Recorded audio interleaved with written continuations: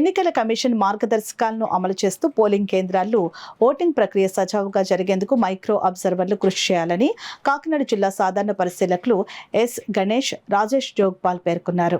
సాధారణ ఎన్నికలు 2024 నిర్వహణలో భాగంగా కాకినాడ ఉమ్మడి తూర్పుగోదావరి జిల్లా ప్రజా పరిషత్ సమావేశ మందిరంలో జరిగిన మైక్రో అబ్జర్వర్ల శిక్షణ కార్యక్రమంలో జిల్లా ఎన్నికల అధికారి కలెక్టర్ జెనివాస్, జిల్లా సాధారణ పరిశీలకులు ఎస్ గణేష్, రాజేష్ జోగ్పాల్తో కలిసి హాజరయ్యారు.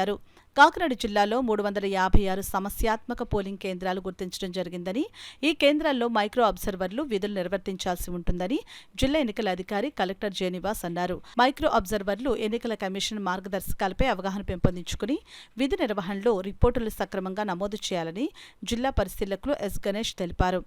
మే 13న జిల్లాలో జరిగే ఓటింగ్ ప్రక్రియలో మైక్రో అబ్జర్వర్లు అప్రమత్తతో వ్యవహరించాలని జిల్లా పరిశీలకులు రాజేష్ జోగ్పాల్ అన్నారు.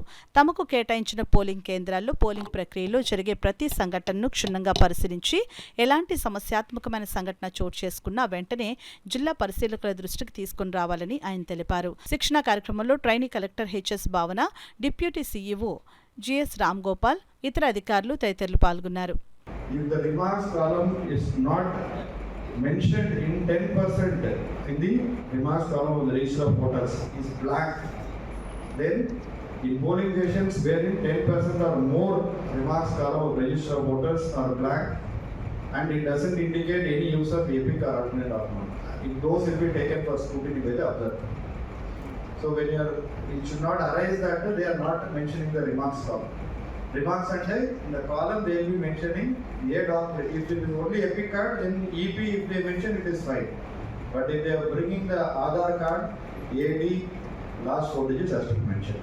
So this is the duty of second polling officer. Second polling officer will also be able to count by having the 17 year last number of votes he will be having.